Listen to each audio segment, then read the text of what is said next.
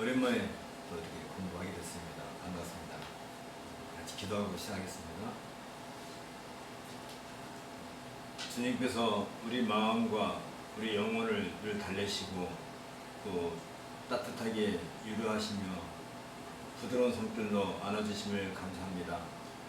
지난 방학 동안 갖가지 여러가지 형편과 사정이 있음에도 불구하고 또 우리를 건강하게 지켜주시고 오늘 다시 개강을 할 수 있게끔 은혜 주신 것을 감사합니다. 다시 이번 학기 동안 우리가 공부하는 동안에도 늘 함께 하시고 우리의 마음이 무엇보다도 하나님을 향하여 나아갈 수 있도록 은혜를 더하여 주옵소서. 예수님 이름으로 기도합나이다. 책을 펴십시다.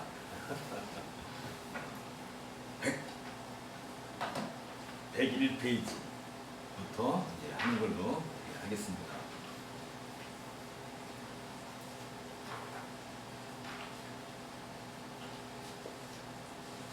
여기 소리가 계속 나는 것 같아요.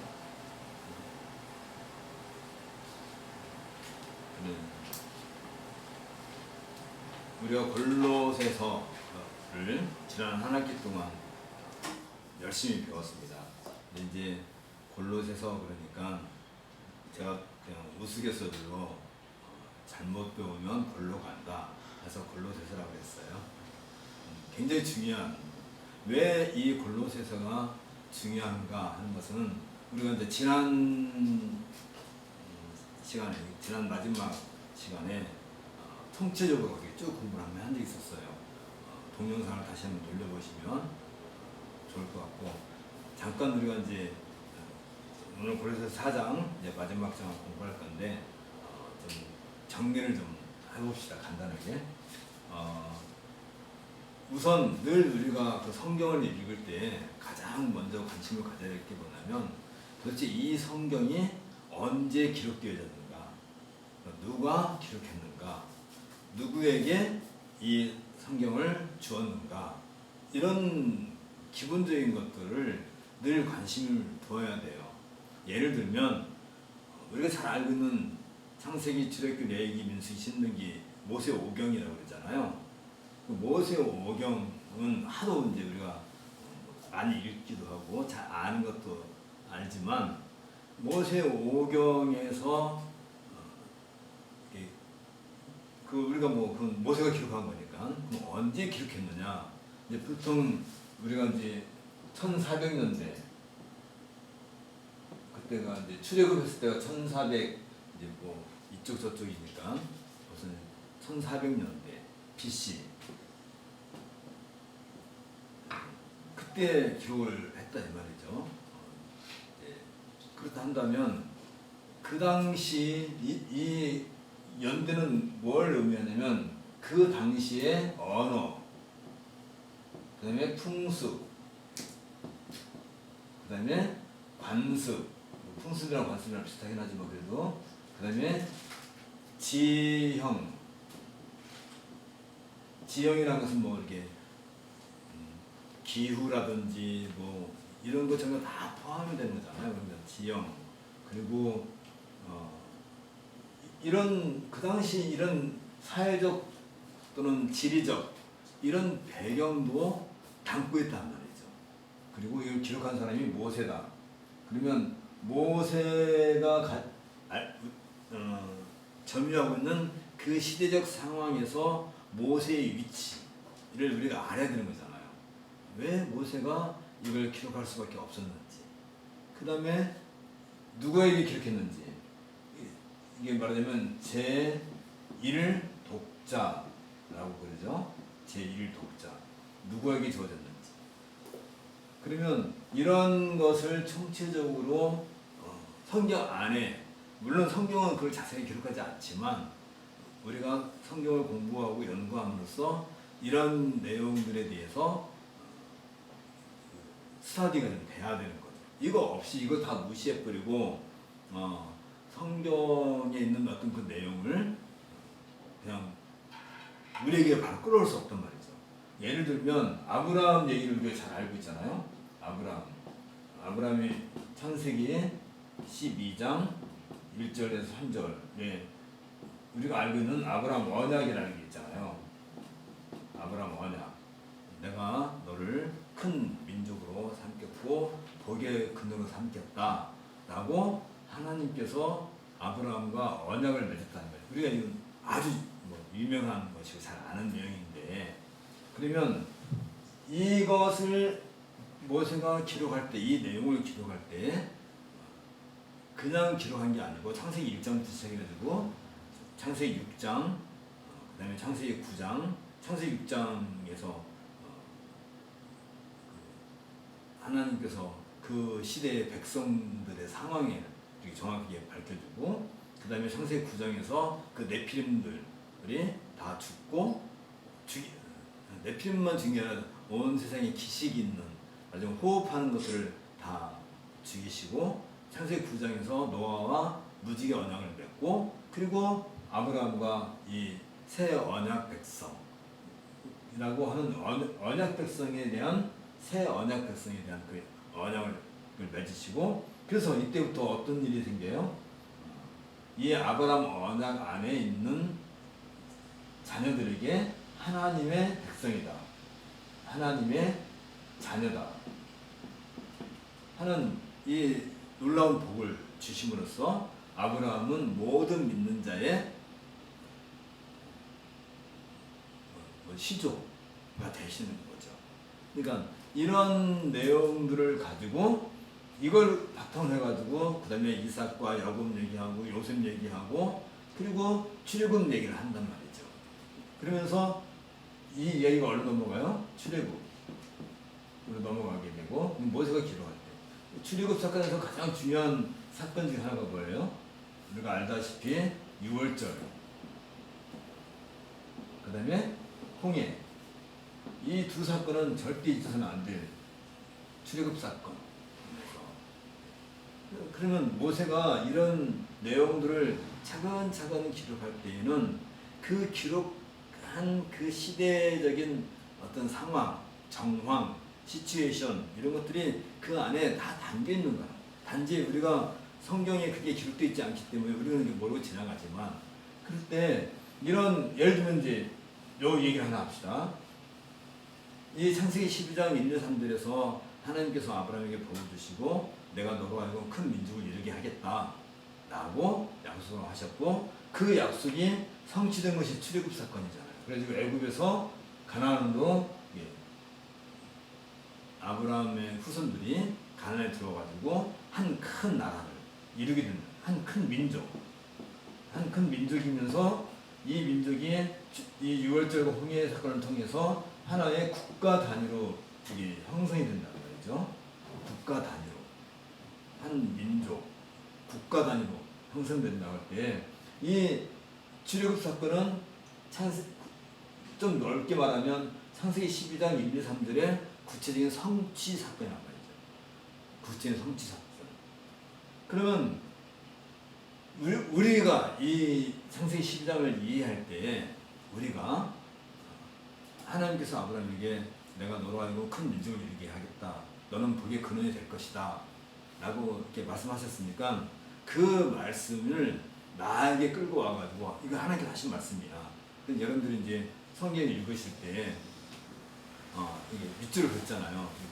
이게 창세기 12장 1, 2, 3절 밑줄을 그을 때 이건 하나님께서 나에게 해주신 말씀이구나 해서 거기 있는 것처럼 내가 너로 하여금 큰 민족을 이루겠다니까 아멘. 내가 큰 민족을 이루겠다. 내가 너를 복의 근원 삼겠다. 아멘. 나는 이제 복의 근원이다.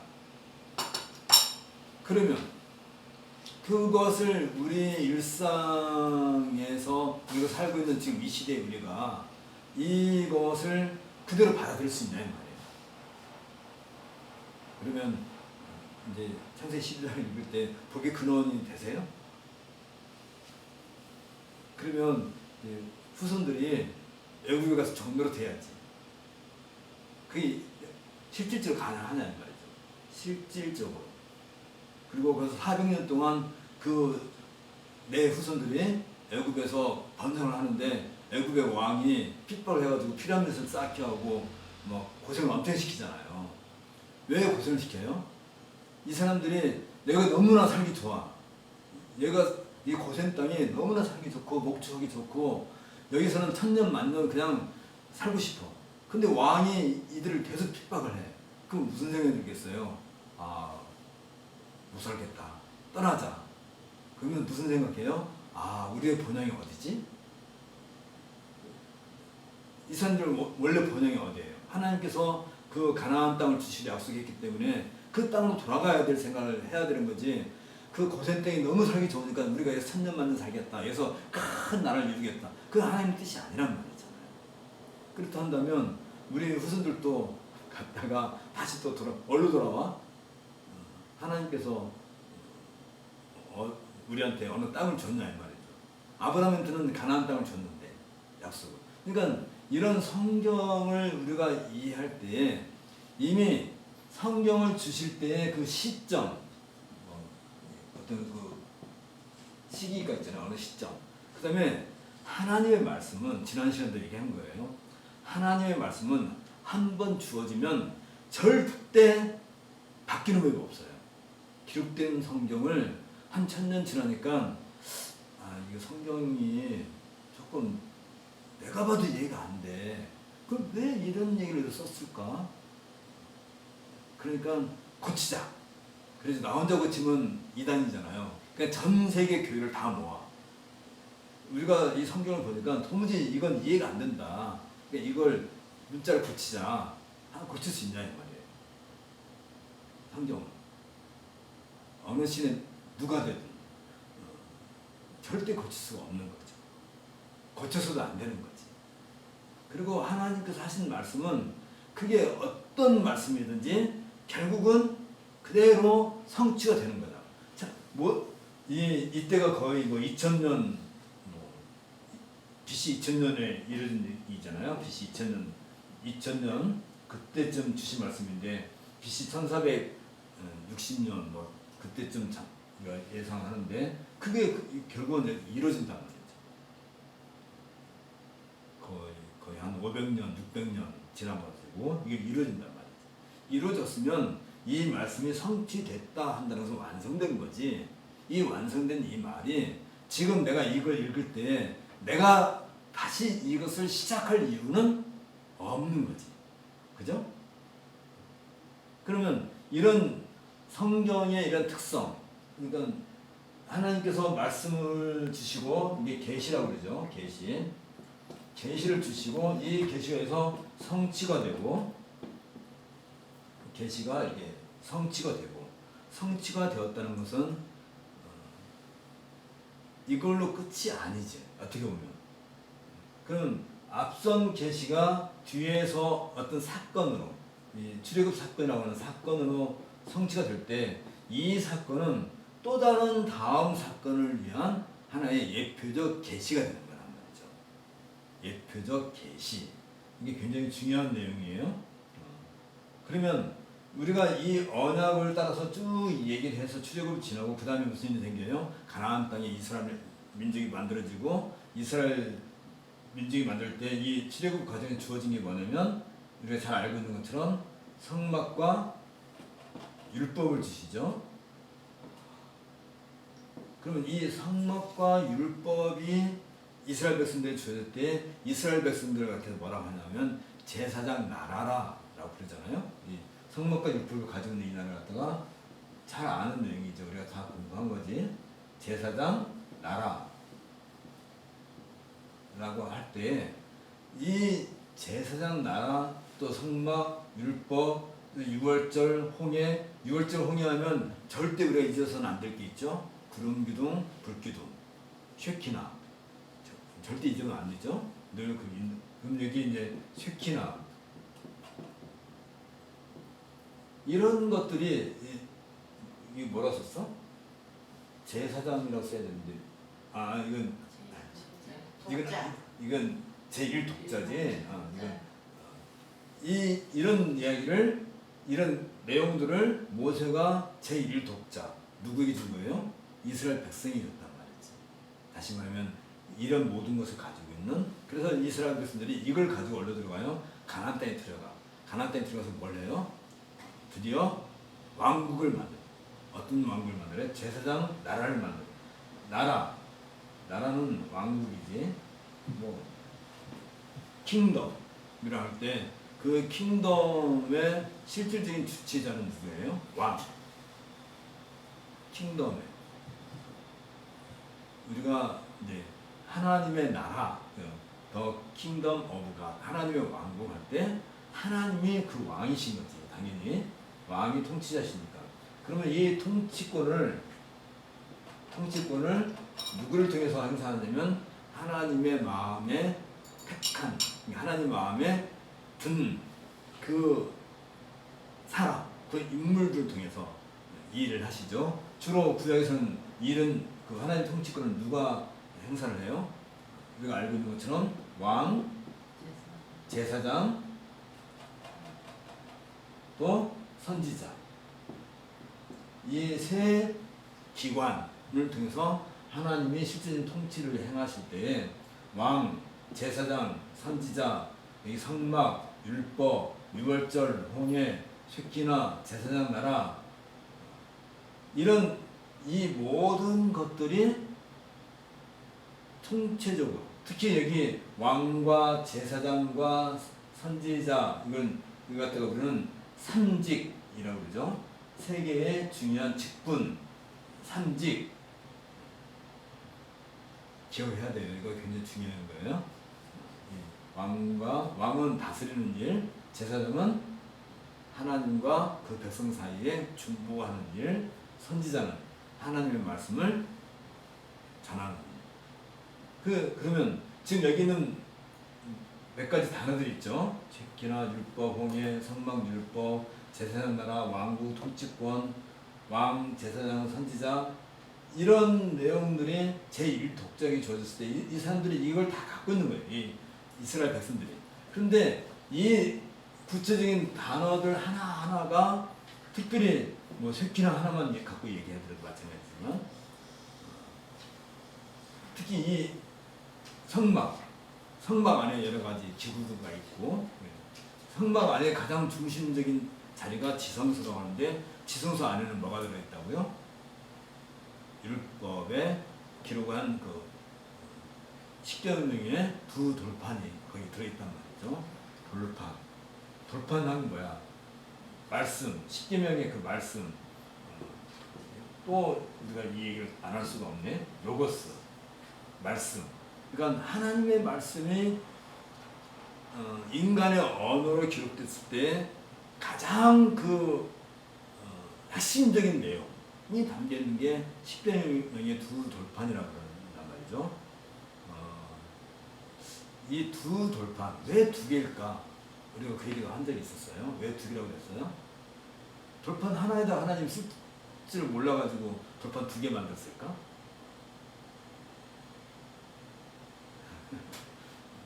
그렇잖아요. 아니, 하나님께서 이게 십계명을 모세에게 기록해 주실 때 돌판이 작아서 글씨를 크게 쓰다 보니까 이게 돌판이 이게 하나가 있잖아요. 이렇게 쓰다 보니까 조금 남았어. 에이, 그 하나 더 만들어줘. 이렇게 썼을까? 그랬어요? 물론 뭐 그 부분에 대해서 우리가 가서 본 적도 없고 이미 이 돌판은 없어졌으니까 아무도 지금은 뭐 본 사람도 없지만, 두 개가 있다는 것은 특별히 무엇과 관련해서, 그러니까 이제 언약의 성격과 관련해서, 십계명의 두 돌판도 언약 증서잖아요. 증서. 그러면 증서라고 하면은 항상 원본 하나만 있어서는 그게 증서로서 효력을 발생할 때 항상 증빙 서류가 또 하나가 더 붙어야 되죠. 그래서 나와 여러분 사이에 어떤 계약을 하려고 그러면 내가 하나 계약서 썼어. 그래가지고 뭐라고 쓰고 도장을 딱 찍고 계약됐어. 그러면 그게 계약이 돼요? 성립이 돼요? 예를 들면 이 카페가 있는데 주소 쓰고 내 맘대로 다 써. 내가 도장 딱 찍어. 그리고 이 증서 갖고 와가지고 이 카페는 내 거라 라고 주장하면 아니 분명 계약서예요. 분명히 임대 계약서 아니 전매 계약서를 딱 써서 내가 도장 딱 찍어놓고 내가 주장하면 그 주장의 근거가 되나? 이 문서의 내용이 확실한 그 입증, 효력을 가지려면 똑같은 증서가 또 하나 있어야 되는 거예요. 그렇죠? 그래서 항상 모든 문서는 두 장을 해가지고 그래가지고 간인이 뭐예요? 간인 찍어봤어요? 그러니까 문서 두 개를 만들어 놓고 또 문서를 겹쳐가지고 여기에 도장을 딱 찍어야지. 그래서 이 문서와 이 문서는 서로 동일하다라는 차원에서 막 간인을 찍는 거잖아요. 혼자만 찍어요?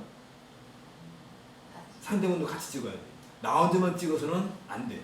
왜냐면 나도 할 수 있잖아요. 예를 들면 내가 문서 하나 만들고 그냥 종이 하나 만들고 내 도장에다 딱 찍어. 간인도 찍어. 그러면 효력이 되는 거예요. 그러니까 간인은 계약 당사자 두 사람 도장을 같이 찍어야 되잖아요. 두 개가 다 간인이 다 찍혀 있어야 되는 거잖아. 이건 이제 우리가 이 십계명 성막 안에 있는 율법을 갖고 얘기하다 보니까 그 얘기가 나오는데 사실 뭐 정확하지는 않아도 가장 유사한 형태여서 우리가 왜 십계명을 두들판이냐 할 때에 두들판은 증서로서 하나님 거 하나, 하나는 그 백성 거 하나, 두 개가 있다라고 생각하는 것이 훨씬 더 언약적 측면에서 이해가 좋다. 어쨌든 돌판. 이런 단어들, 여러분들이 지금 제가 몇 가지 이런 단어를 얘기했는데 이 단어들, 특별히 삼직, 왕직, 제사장직, 선지자직, 이건 하나님 통치와 관련된다고 했잖아요. 하나님 통치를 구현해내는 이런 삼직, 이런 단어들이 구약에서 총체적으로 다 연결돼서 신약으로 넘어올 때 어느 한 인물에게 집중이 되죠. 그분이 누구예요? 그분이 바로 예수란 말이죠. 그러니까 구약 성경에 있는 많은 그 예표적 단어들, 다시 말하면 이렇게 예표적 단어라고 이렇게 예표, 미리 표해주는 단어들, 홍해도 그렇고 뭐 쉐키라도 그렇고 유월절 사건도 그렇고 유월절 사건에서 양을 잡을 때 뼈를 꺾지 말라고 하잖아요. 유월절 양을 잡을 때 뼈를 꺾어서 보면 안 되고 양을 통째로 놓고 살만 발라서 먹어. 그 온 식구들이 같이 거기에 모이는 사람. 그러면서 그들은 한 식구인 것을 기념하고. 그때 예수님이 십자가에서 죽으셨을 때 로마 병사들이 양쪽에 있는, 왜 그것도 참 이상하지? 왜 예수님 십자가에 달리실 때 그냥 예수님 혼자만 딱 달아놓고 죽이지? 왜 양쪽에다가 두 사람을 또 갖다 놨어요? 그때 그 두 사람이 죽을 때 매우 중요한 얘기를 하죠. 한쪽 편 강도가 네가 선지자니 그러면 내려와서 나를 구해달라. 그러니까 한쪽 편에 있는 강도가 또 뭐라고 그래요? 이분은 거룩한 메시아시다. 네가 그렇게 함부로 말할 수 있는 사람이 아니다. 그러면서 주여 오늘 나를 기억해 주소서. 그때 예수님이 그에게 매우 중요한 말씀하시죠. 뭐라고 해요? 내가 오늘 나와 함께 어디에 있을 것이다? 나 번에 있을 것이다. 엄청나게 중요한 일. 오늘 내가 오늘이 뭐예요? 죽는 날인데 죽었으면 사람이 죽으면 없어지는 거잖아요. 죽으면 죽는 거잖아. 그런데 예수님은 죽어가는 그 사람을 죽지 않고 새 생명을 가지고 있는 사람으로, 완전히 새 생명을 가지고 있는 사람으로. 그리고 낙원이 어디 있어요? 봤어요? 낙원 봤어요? 가봤어요? 있대요? 예수님이 이 낙원에 대해서 이미 말씀하셨죠. 언제? 부자와 나사로 얘기하면서 그 나사로라고 하는 사람은 꾸미는 인물이에요? 아니면 요즘은 미국에서 코로나로 죽으면 연고가 없는 사람은 그냥 갖다가 묻어버리잖아요. 이름도 적어놓을란가? 이름이나? 뭐 그런 거 상관없고 어쨌든 이 부자는 예를 들어서 80년대에 요즘은 뭐 하도 부자가 많으니까 80년대 한국에서는 부자가 몇 명 없었어요. 그렇죠? 그래서 한국이 부자 그러면 누구예요? 이자, 병자, 철자. 꼬마들도 다 알아. 그분이 얼마나 부자인지. 그러니까 예수님께서 말씀하실 때 그 부자와 나사로 얘기할 때 그 부자 그러면 그 얘기를 듣고 있는 사람들은 그가 누군지 아는 거야. 단지 너무나 유명하기 때문에 부자 이름이 누군가를 성경에 기록해 놓지 않은 것 뿐이지. 부자. 그러면 그 부자와 그 거지 나사로는 실제 인물이에요? 아니면 그냥 가상으로 만드는 꾸며낸 얘기예요? 실제 인물이란 말이에요. 근데 그 부자도 죽고 그 나사로도 죽었어. 근데 예수님은 그 부자도 죽어서 없어졌다고 말씀을 하세요? 아니면 아직도 어딘가 살아있다고 말씀하세요? 어딘가 살아있다고 말씀하신다고. 그럼 뭐라고 얘기해요? 부자는 어디 있다고 그래요? 지옥불에 있다고 얘기해요. 죽은 나사로는 어디가 있다고 얘기해요? 남들은 죽어서 다 없어졌다고 생각했는데 눈에 보이지 않으니까 죽었다, 땅에 묻혔다, 사라졌다 생각하는데 예수님은 뭐라고 그래요? 그가 어디에 있다고요? 아브라함의 품에 있다. 그래가지고 부자가 그 나사로를 보고 아브라함에게 뭐라고 간청을 해요? 주여, 내가 너무너무 목마르고 몸이 뜨겁고 이 열기로 도저히 죽었는데 죽었으면 영이잖아요. 그냥 영. 귀신인데 너무너무 뜨겁고 막 목이 막 혀가 다 타는 듯 고통 속에 있다고. 그러면서 그 나사로한테 물 한 방울만 내 혀끝에다 좀 떨어뜨리려고 말을 한단 말이에요. 아니 지옥과 낙원 사이가 가깝나? 우리가 만약일까 거기 있는 거고 그게 가깝나요?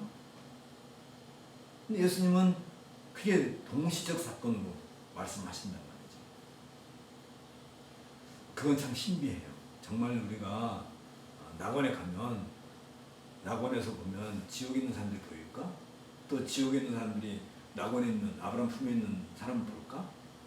예수님의 말씀은 본단 말이에요. 그러면 그게 예수님 꾸며낸 말씀하신 건가? 없는 얘기를 하시는 거예요.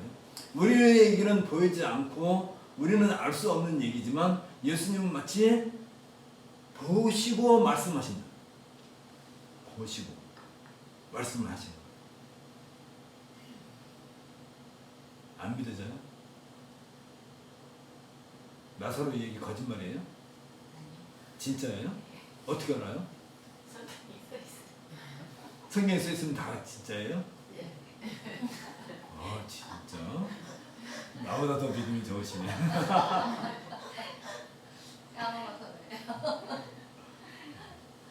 그러면 그건 믿으면서 홍해 갈라진 건 믿어요?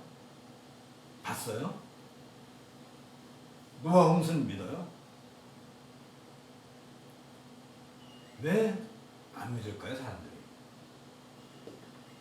노아 홍수 얘기하면 사람들이 믿나요?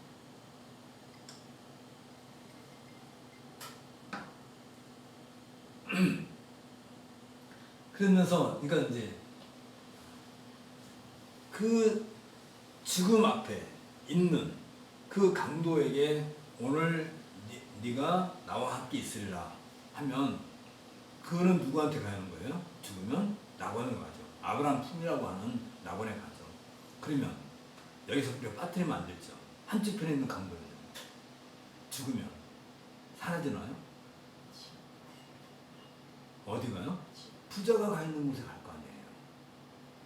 무엇 하나로? 예수를 믿는 것과 안 믿는 것 차이 하나. 그러면 아니 한쪽편에 있는 강도는 그거 어떻게 알았을까? 같이 십자가에 다니는데 한쪽에는 강도는 너는 괴수다. 너는 죽어도 싸다.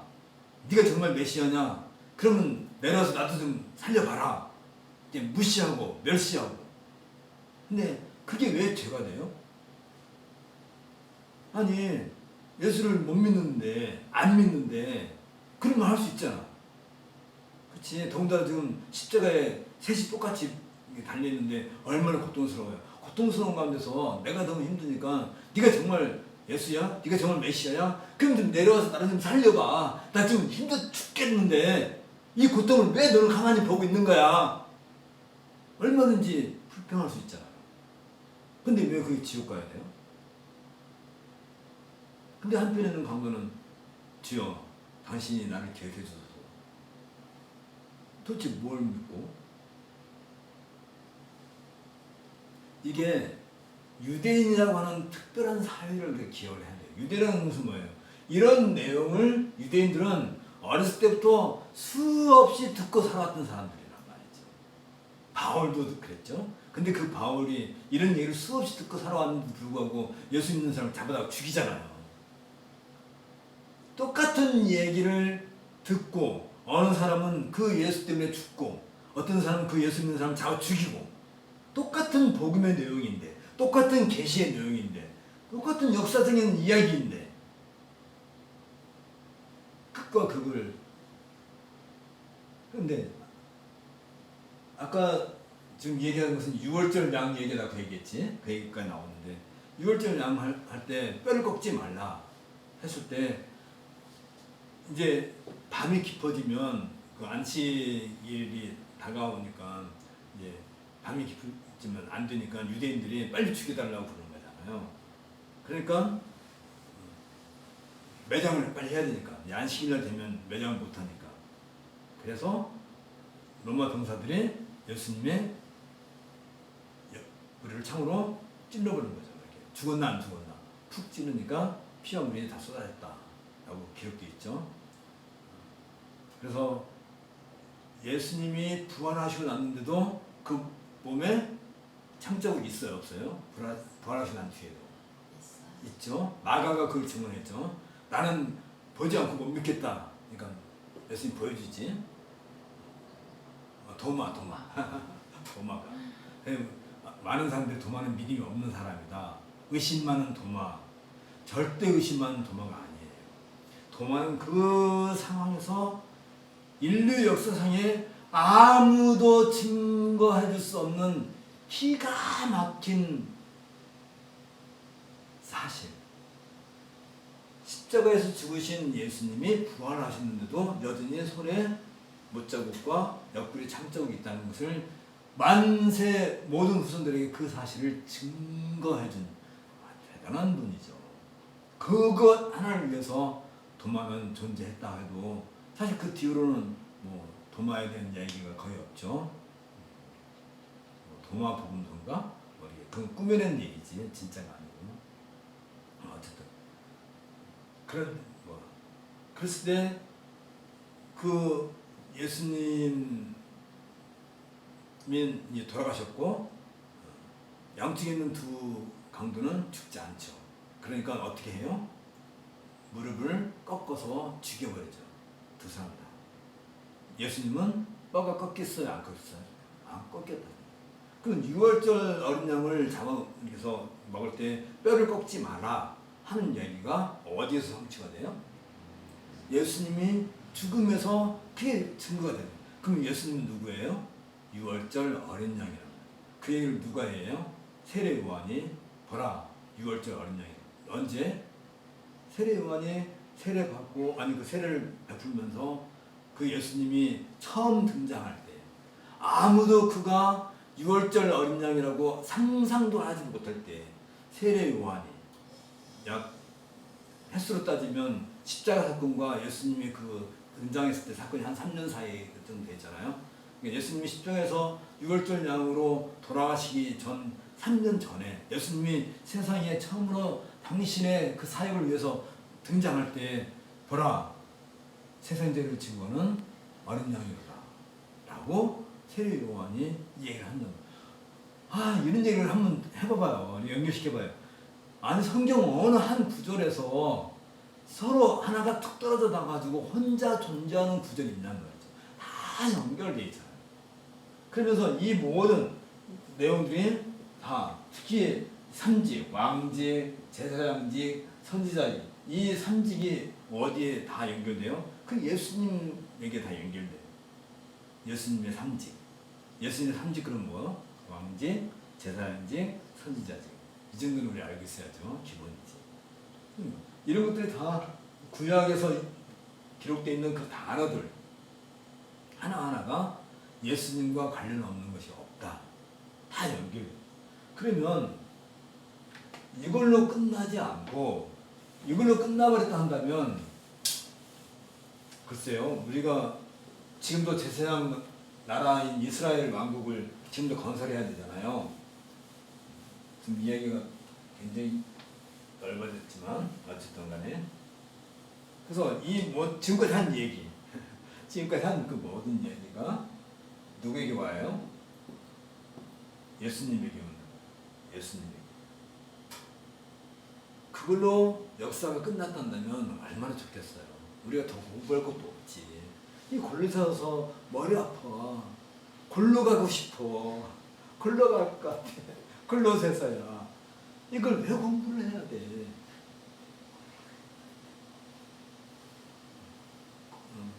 골로새서를 잘못 배우면 골로 가요. 그죠? 그래서 골로새서 굉장히 중요해요. 끝나지 않고 예수님이 부활하시고 십자가에서 죽고 부활하시고 그리고 한 40일 동안 예수님이 내가 누구인가를 제자들에게 가르치는 거죠. 아니 생각해봐요. 3년 동안 제자들에게 충분히 가르쳤는데도 불구하고 부활 사건 이전의 제자들과 부활 사건 이후의 제자들은 달라요. 부활 사건, 십자가 사건 이전에 제자들은 어떻게 했었어요? 이때 제자들은 예수님을 배신하고 배반하고 가룟 유다는 배신하고 베드로는 배반하고 다 도망가고 다 도망갔잖아요. 베드로가 주여 나는 절대로 주를 배반하지 않겠노이다. 아니다. 네가 닭이 울기 전에 3번 나를 부인할 것이다. 그래서 여러분들 유럽에 가면 이게 루트란 교회라든지 교회당 보면 교회당 끝 그 위에 닭이 올라와 있어요. 십자가가 있는 것은 나중 건물이고 옛날 건물로 가면 갈수록 닭이 올라와 있어요. 닭이 뭐야? 바로 이 베드로를 너희는 나를 배반한 사람들이다. 하고 교회당 위에다가 닭을 딱 이렇게 모형으로 만들어가지고 올려놓고 무슨 얘기하는 거예요? 너희는 언제든지 나를 부인할 사람들이다. 누구한테? 예배당에 와 있는 사람들. 예배당에 들어가는 사람들이 그걸 보잖아요. 예배당에 가면 제일 먼저 교회 위에 교회당 위에 닭이 이렇게 닭 같아요? 닭이 닭 같지 않아요? 여러분 무슨 생각을 하겠어요? 베드로가 예수님을 3번 부인했지. 나도 예배당 들어갈 때 어떻게 해요? 나는 예수님을 배신한 배신자야. 나는 죽어야 돼. 바싹 자기를 죽이고 진짜 자기를 죽이고 예배당에 들어가는 거지. 바울 사도가 나는 날마다 죽노라 하는 것처럼 우리는 죽는 수밖에 대책이 없어. 근데 우리가 죽음을 두려워하지 않는 이유가 있죠. 왜? 왜 죽음을 두려워하지 않아요? 무엇 때문에? 우리는 죽었으나 살아있는 자고 우리는 이 땅에서는 언젠가는 다 죽어요. 누구나 그래. 죽었으나 우리는 우리 안에 뭐가 있어요? 새 생명.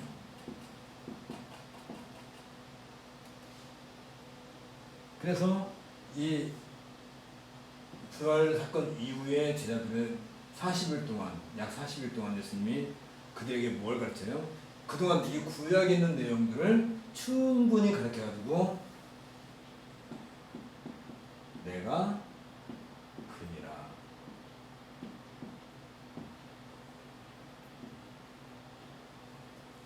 내가 그다. 그가 누구예요? 그리스도다. 내가 곧 그리스도다. 이 그리스도가 뭐예요? 그동안 아까 우리가 얘기했던 그 모든 것들이 다 그리스도와 관련된 얘기란 말이에요. 쉐키나도 그리스도, 뭐 여호와의 사자로 여호와의 어떤 사신으로 다윗 앞에 등장한 분도 그리스도, 다니엘이 그 강에서 본 그 인자 같은 일, 또 그 불 뭐죠? 그 불 구덩이에 그 화롯불 속에서 왔다 갔다 하신 그 분, 그 인자 같으신 그분도 그리스도, 그리스도와 관련돼요. 누가? 내가 곧 그니라. 내가 곧 그리스도라는 얘기를 40일 동안 제자들에게 충분히 가르쳐 주시고, 그리고 어떻게 하세요? 승천을 하시죠. 승천. 그리고 끝이에요? 그리고 끝났어요? 승천하실 때 예수님 누가복음 마지막에 가면 승천하실 때 이 제자들에게 말씀하시죠. 너희는 성전을 떠나지 말라. 예루살렘 성전을 떠나지 말고 내가 너에게 줄 선물을 기다려라. 그래서 어떤 일이 생겨요? 오순절날 성령께서 오시는 거예요. 그래서 성령께서 오셔서 오순절날 무슨 일을 해요? 오순절날 세계 각국에서 온 수많은 사람들이 예루살렘 성전에 모였을 때 성령이 거기에 강림하시고 그 제자들에게 입을 열어 하나님의 큰 일, 기억나시죠? 하나님의 큰 일에 대해서 그 제자들이 각 나라 말로, 각 나라에서 왔으니까 말로 하나님의 큰 일에 대해서 뭘 했어요? 찬양했다고 그러니까 노래를 했다는 얘기는 아니지. 이 하나님의 큰 일이 뭐예요?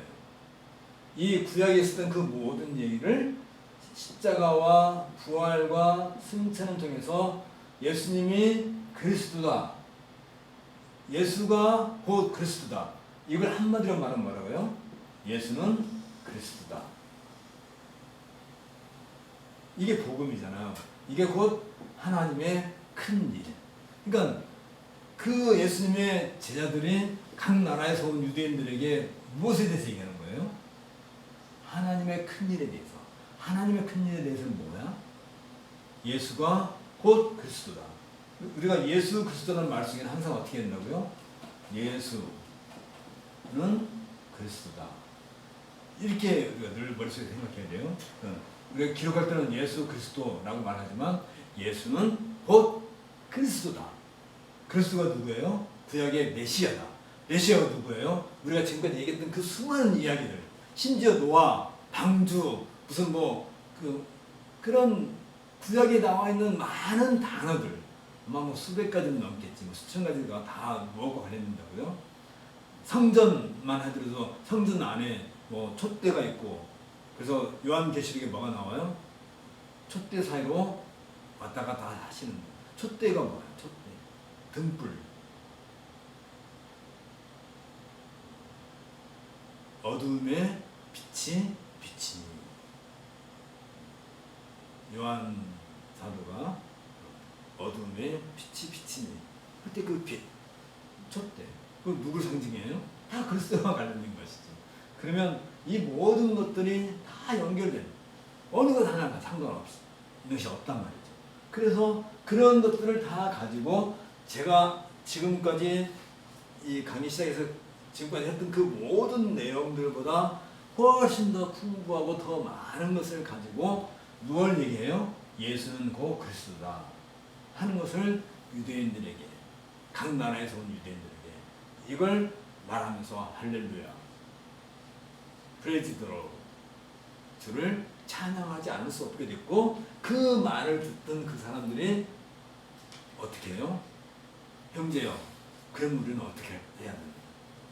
아니 여태까지 우리는 오실 메시아를 바라보고 있었는데, 아니 그분이 우리가 얼마 전에 십자가 못 박혀 죽였던 바로 그분이었구나. 우리가 그분을 죽였구나. 왜 죽였어요? 모르니까. 그분이 얼령인지 모르니까 죽였구나. 베드로가 뭐라고 그래요? 이 퇴역한 세대요.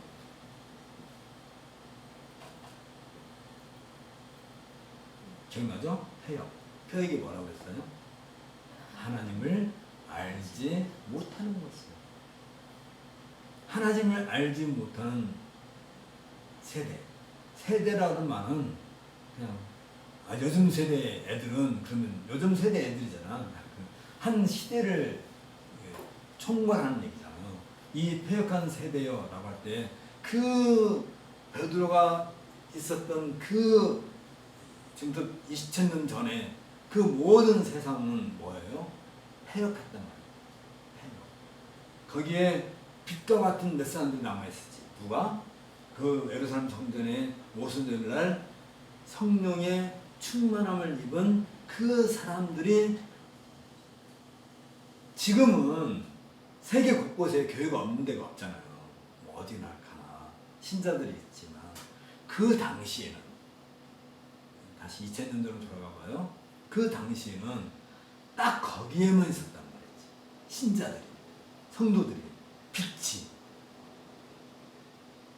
빛의 자녀들이, 아브라함의 후손들이 딱 거기에 있었단 말이야. 거기 다 모아있었다. 그때 사탄이 잘못한 거야. 사탄이 지진을 일으켜가지고 그 사람들을 왕창 다 땅속에 묻어서 없애버렸으면 이 세상의 교회가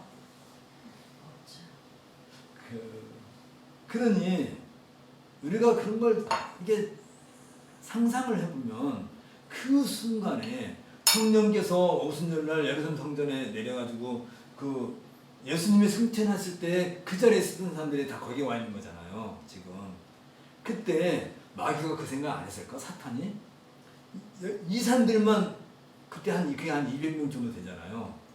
그 무리가 다 해봤자 200명밖에 안 되니까 그 200명만 싹 죽이면 끝나는 건데, 그러면 그들의 생명을 보존하기 위해서 하늘의 천군 천사는 낮잠 자고 있었을까? 아마 공중에서는 사탄의 쫄기들과 천사들 사이에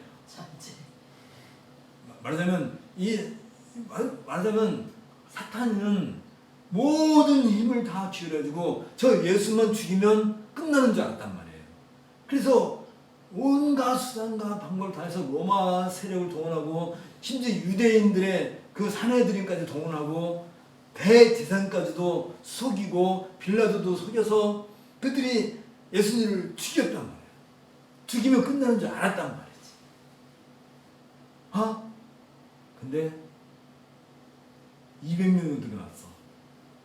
죽여야 될 사람이 200명이 늘어난 거야. 그래서 사탄은 얼마나 더 예수님 하나 죽이기에도 기진막진에 죽겠는데, 예수님이 그때 뭐라고 그래요? 사탄이 공중에서 떨어져 말하면 힘이 하나도 없는 거예요. 그러니 그 200명 정도 되는 그 제자들 죽일 힘이, 능력이 이미 없는 거지. 그 200명이 누구예요? 그 200명. 예루살렘 성전에서 성령의 충만을 받는 사람이 뭐예요? 이들이 곧 교회라고 해요. 교회. 그 당시 온 세상에 패역한 세대인데 유일하게 거기에 있는 그들이 빛이란 빛. 그래서 바울이 로마서라든지 뭐 에베소 사람들이 보면 빛의 자녀요. 찬송가도 그 옛날에 있어서 빛, 제자도 드리어 빛의 자녀. 우리가 빛의 자녀예요? 맞아요? 빛의 자녀. 빛. 어둠 속의 빛. 어둠과 빛은 상극이라고 하면 안 되지.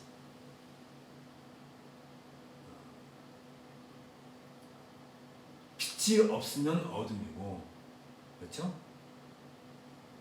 그러니까 어둠에 빛이 오면 어둠은 없는 거예요. 그렇죠? 우리 옛날 어르신들이 눈이 밝아졌다. 눈이 밝아졌다. 우리 안에, 우리 머릿속에 빛이 밝아진 거지. 그랬더니 눈이 밝아졌다. 무슨 뜻이에요? 머리가 영리해졌다. 아, 저놈 자식 서울 갔다 오더니 눈이 밝아졌어. 그럼 시력이 좋아졌다는 얘기예요? 아, 시력이 좋아져갖고 캄캄한 밤에 잘 보인다는 얘기예요? 배운 게 많다. 학식이 많다. 아, 책을 좀 봤더니 눈이 밝아졌어. 빛이 우리에게 임하면 우리는 빛의 자녀가 되는 것이고, 우리 머리에, 우리 머릿속 안에 빛이 있는 거예요.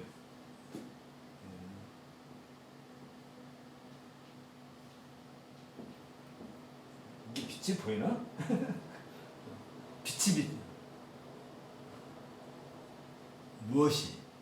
성령이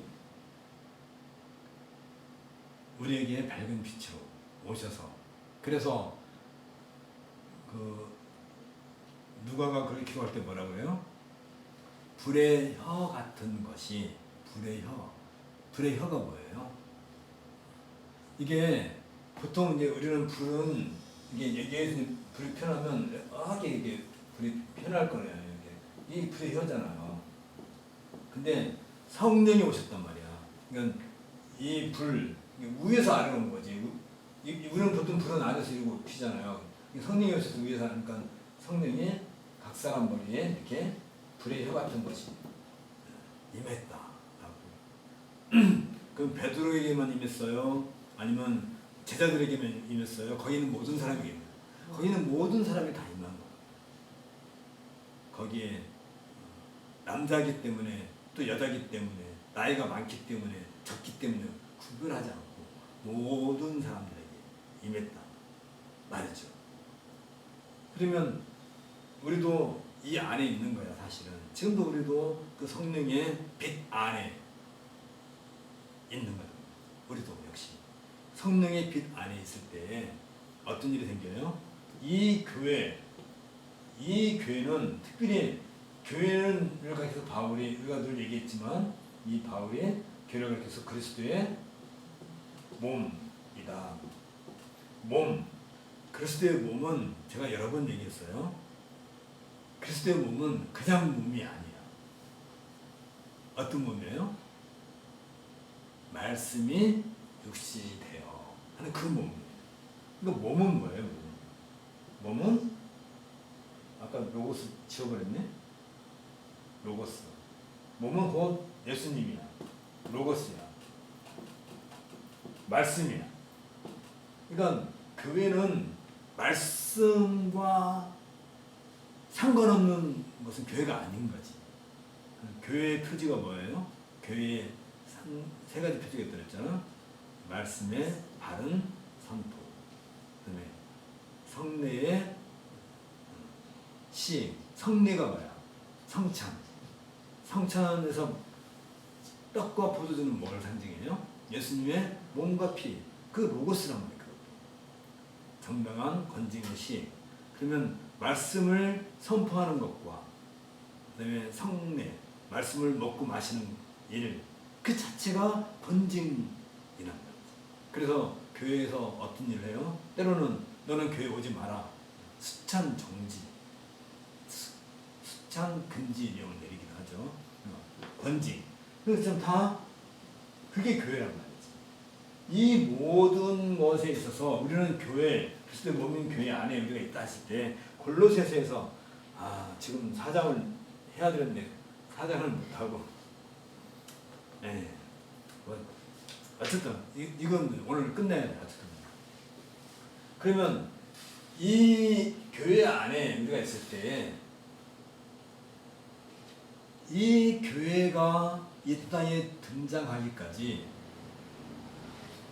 이 모든 지금까지 우리가 한 이야기를 한마디로 압축해서 바울이 우리에게 얘기해 주신 이 골로새서에서 우리한테 얘기하는 가장 큰 중요한 늘 믿음, 우리가 말하잖아요. 믿음, 신앙은 사상이에요. 사상. 믿음 있어요? 무슨 믿음이 무슨 뭐 이게 컵에 담을 수 있는 것도 아니고 무슨 돈으로 살 수 있는 것도 아니고 밝은 빛이 비추어졌을 때 거기에 믿음이 생기는 건데 그 믿음은 어느 형태로 우리 안에 남아있냐면 사상. 사상이라는 것은 생각, 사상, 이념 이건 항상 무엇과 관련되냐면 개념과 관련돼요. 개념. 철학적 개념, 이상, 이념 이런 것들 다 단어로 연결돼요. 이걸 지금까지 우리가 얘기한 그 모든 내용들을 한마디로 담아가지고 예수 그리스도야말로 진정한 통치, 아까 예수님 삼직 얘기했잖아요. 또 뭐 구약에서 여러 가지 예표적인 모형들도 나오고 했는데 이것을 다 한마디로 골로새서에서 우리에게 전해주고 싶었던 바울의 한 개념, 하나의 개념. 그걸 우리는 우주론적 기독론.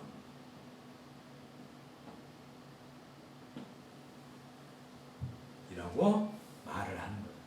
그래서 이분은 이미 초월하신 분이고, 그래서 우주를 창조하신 분이고, 그분이 우리의 몸인 교회의 머리시라 한다면, 그 당시에 한번 생각해 보세요. 지금은 너무나 밝은 세상에 살고 있는 거예요. 이 안에도 지금 전등이 몇 개나 켜 있고, 밝은 세상. 밤새도 캄캄한 줄 모르는데, 그 당시에는 생각해 보세요.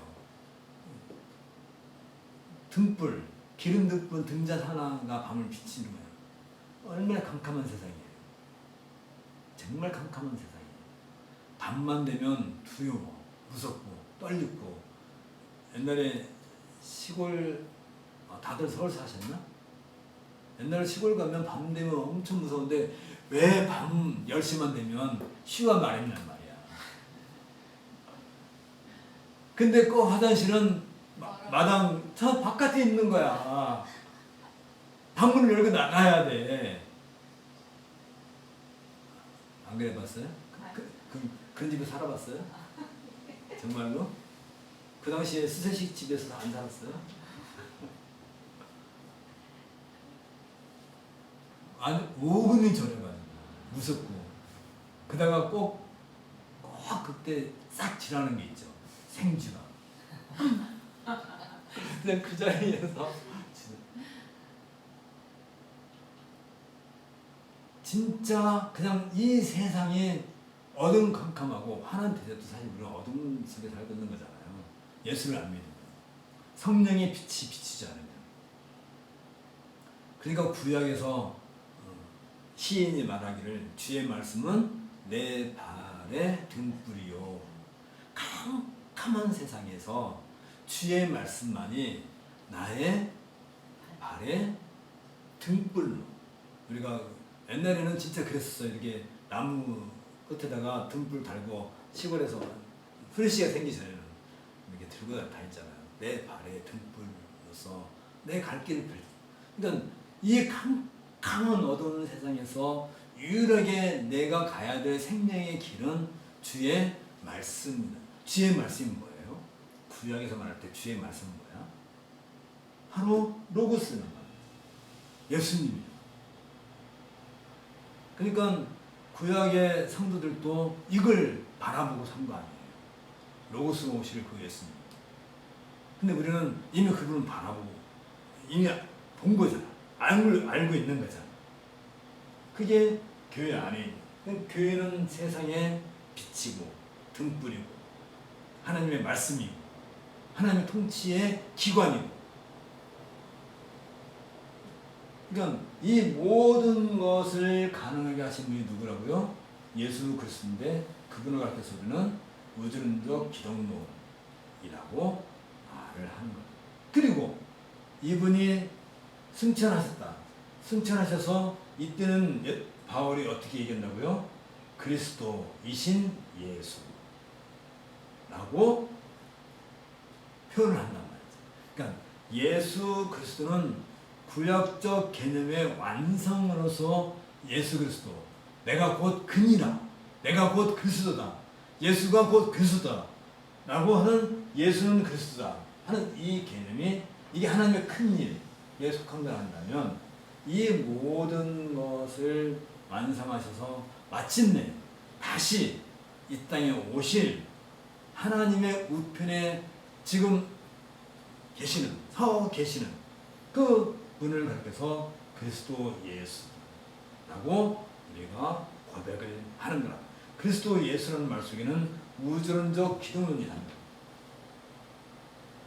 그렇다 한다면 이 어둡고 캄캄하고 두렵고 떨리고 내가 당장 5분 뒤에 아니면 뭐 내일 모레 아니면 10년 뒤에 어떻게 될지, 사실 우리는 하루하루가 살아가는 것이 전쟁이잖아요.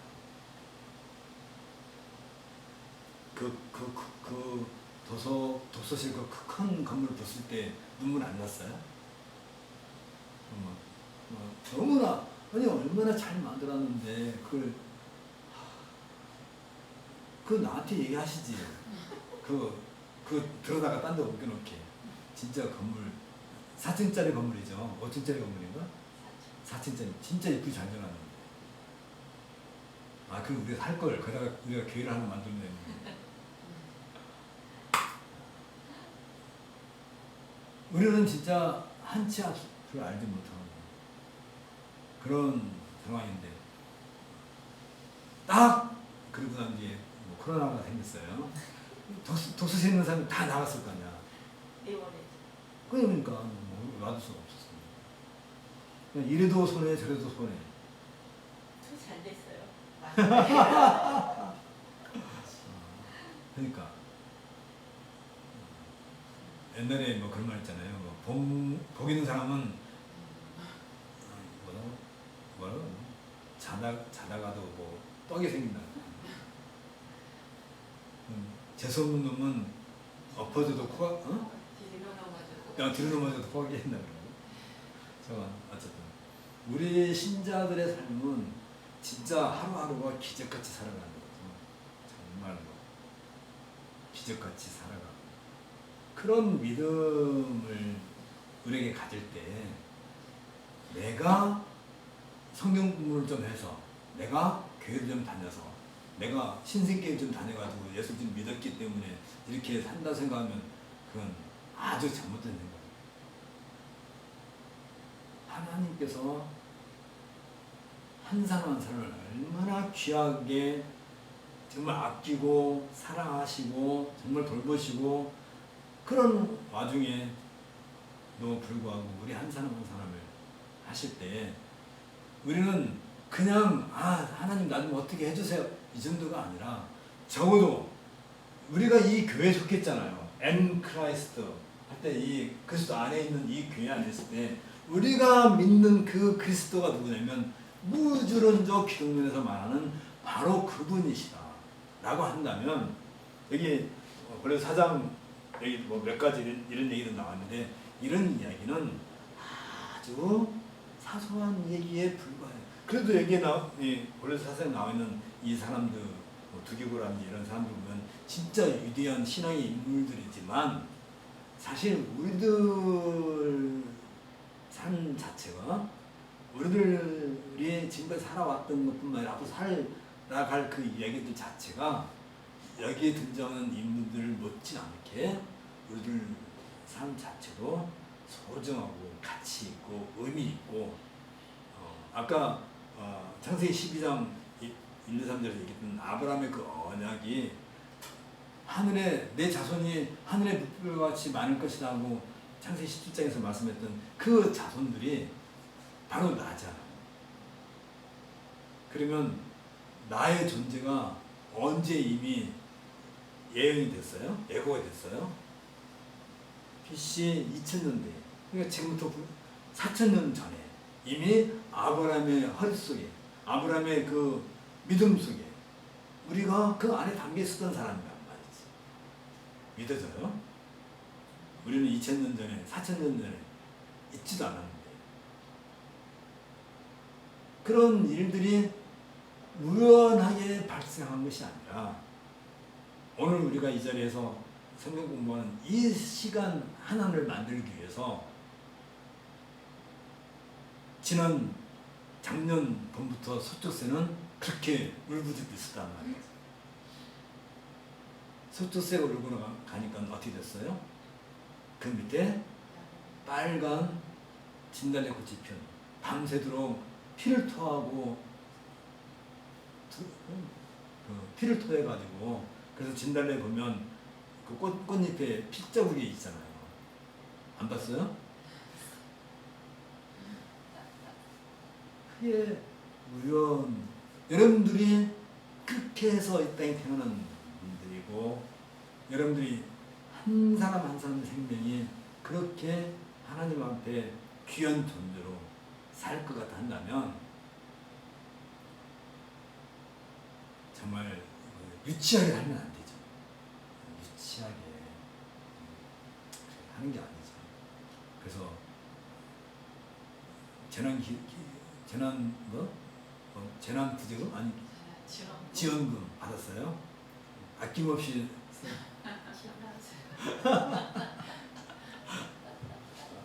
오늘 여기 뭐 아르스다고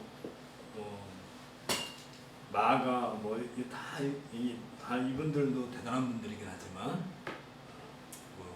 우리들도 그에 못지않은 특히 우리의 몸된 교회의 머리이신 그리스도를 우리가 믿음을 가질 때 이 개념 굉장히 중요해요. 우주론적 기독론, 우주를 초월하시고 그리고 우주를 심판하시고 그리고 만물이 그 안에서 누구 안에서? 그리스도 안에서 통일되게 하려 하시니라. 이게 전 역사의 성격이잖아요. 이 온 세상이 난리를 피고 얼마 전에도 지진이 나고 화산이 폭발하고 사람이 하루에도 수없이 죽기도 하고 또 태어나기도 하고 이 모든 인류의 역사가 이 지구의 역사가 지구의 역사만 얘기할 게 아니고 우리가 밤하늘에 있는 그 수없이 많은 별들이 결국은 다 뭐가 되는 거예요? 그리스도 안에서 하나가 되게 하려는. 그랬을 때 우주론적 기독론의 그 범위, 성격, 개념 이것을 우리가 이 골로새서에서 충분히 알고 이해를 해야만 바울은 이 골로새서를 기록할 때까지 여러분들이 알다시피 얼마나 많은 고난 가운데서 그전에는 얼마나 많이 사람을 잡아서 이렇게 힘들게 하고 그런 바울이 담메색 가는 길에서 담메색 성 가는 그 길에 빛으로 오신 예수님 누굴 만났어요? 빛으로 만났다. 눈이 멀 정도로 사흘 동안 앞을 못 볼 정도로 강한 강렬한 빛을 만났는데 그 빛이 오순절날 예루살렘 성전에 성령으로 오셔서 200명이 머리에 있었던 그 빛이 어둠 속의 그 빛이 지금 우리들에게도 여전히 그 빛으로 와 있고 우리는 빛의 자녀로 살기 때문에 좀 당당해요. 그죠? 당당하고 좀 멋있게 좀 살고 교회 다닐 때도 누가 볼까봐 살살 이렇게 숨어서 다니는 시대가 아니잖아요. 이제는 당당하게 예배당에 오고 그리고 제가 그 시편을 공부할 때 진짜 그 시편에 보면 성전에 올라가는 노래가 127편부터 134편까지가 성전에 올라가는 노래예요. 그러니까 예루살렘 예루살렘 성이 산 위에 있거든요. 그 예수님께서 산 위에 있는 동네가 밤에 가려진 법이 없다고 화나니까 그할 때도 그 예루살렘 성을 갖고 얘기하는 거잖아요. 거기에 성전이 있을 때 성전 위에 항상 뭐가 있었어요? 구약에는 쉐키나가 있었단 말이에요. 밤에는 불기둥, 낮에는 구름기둥. 그러니까 저 멀리서 이렇게 예루살렘 성전을 바라볼 때 그 밤에 바라보는 그 불기둥, 낮에 보는 그 구름기둥, 그 불기둥, 구름기둥이 언제부터 있었던 거예요? 출애굽 홍해 사건 때부터 있었던 거예요. 계속 그때부터 와 있었던 거잖아요. 무려 1500년 동안 그 예루살렘 성전 위에 1000년 동안 서 있었단 말이에요. 그걸 바라보고 성전에 올라간 노래, 그 시편을 노래했던 사람들 그 감동이 대단했을 거예요. 근데 그 사람들은 1년에 3번밖에 그 감동을 못 누리는데 우리는 매 주일마다 누리잖아요. 매 주일마다 예배 참여하는. 눈에 보이는 쉐키나는 없지만 우리에게는 빛으로 오신 룩스, 빛으로 계시는 그 그리스도, 우리가 믿는 그리스도가 그렇게 그 얄팍하고 뭐 이렇게 가볍고 뭐 이렇게 훅 불면 없어지고 그런 분이 아니라니까요. 밤하늘의 별만 봐도 수없이 많은데 우주의 끝이 우리는 아직도 우리가 지난 시간도 얘기했어요. 이 지구 안에서 이 지구에 살면서 지구를 보려고 그러니까 지구 안 보이잖아요. 지구가 보여요? 지구 봤어요? 지구를 보려면 어떻게 해야 돼요? 지구를 바깥으로 나가서 지구를 봐야지. 근데 우주를 보려면 어떻게 해야 돼요? 우주 안에서 아무리 우주를 최첨단 기계를 본다고 해도 보여요? 우주 바깥에 나가서 우주를 봐야지. 근데 우주 바깥에 나갈 재주가 없죠.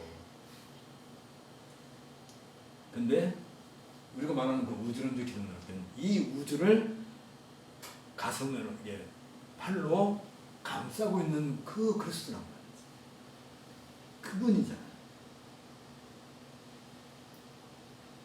그분께서 후 하고 불면 이 우주에 있는 별들이 한순간에 다 녹아져 버려요.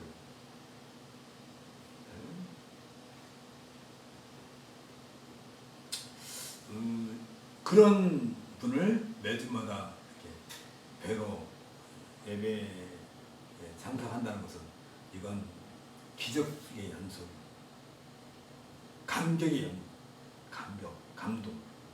기도합시다.